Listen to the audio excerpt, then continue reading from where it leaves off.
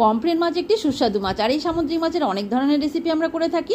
আর আজ আমি আপনাদের কাছে একটি স্পাইসি রেসিপি শেয়ার করছি। প্রথমে নুন হলুদ মাখানো মাছগুলো সর্ষের তেলে একে একে ভেজে নেব, আর এদিকে পেঁয়াজ আদা রসুন লঙ্কা পরিমাণ মতো বেটে নিয়েছি। মাছগুলো ভাজা হয়ে এলে ওই তেলে হাফ চামচ জিরে ফোড়ন আর একটা এলাচ দিয়ে দিলাম কুচানো পেঁয়াজ অল্প। ভাজা সামান্য হয়ে এলে নুন হলুদ পরিমাণ দিয়ে রেডি করা মশলা তেলে ছেড়ে দিলাম। 5 মিনিটের মতো কষিয়ে নিয়ে দিয়ে দিলাম 1 চামচ জিরে গুঁড়ো, হাফ চামচ ধনে গুঁড়ো আর 1 চামচ কাশ্মীরি লঙ্কার গুঁড়ো। এবার কিছুক্ষণ গ্যাস সিম করে একটু কষিয়ে নিয়ে একটা টমেটো পিউরি দিয়ে মশলাটা ভালো করে কষিয়ে নিচ্ছি। তেল ছেড়ে এলে করে রাখা গরম জল ঢেলে দিলাম। ঢাকা দিয়ে কিছুক্ষণ ফুটিয়ে নেব। এবার ঢাকনা খুলে মাছগুলো একে একে ঝোলে ছেড়ে দিলাম। নেড়ে চেড়ে কিছুক্ষণ রান্না করে নিতে হবে। গরম গরম ভাতের সাথে পমফ্রেট মাছের এই রেসিপি খেতে কিন্তু দারুণ লাগে।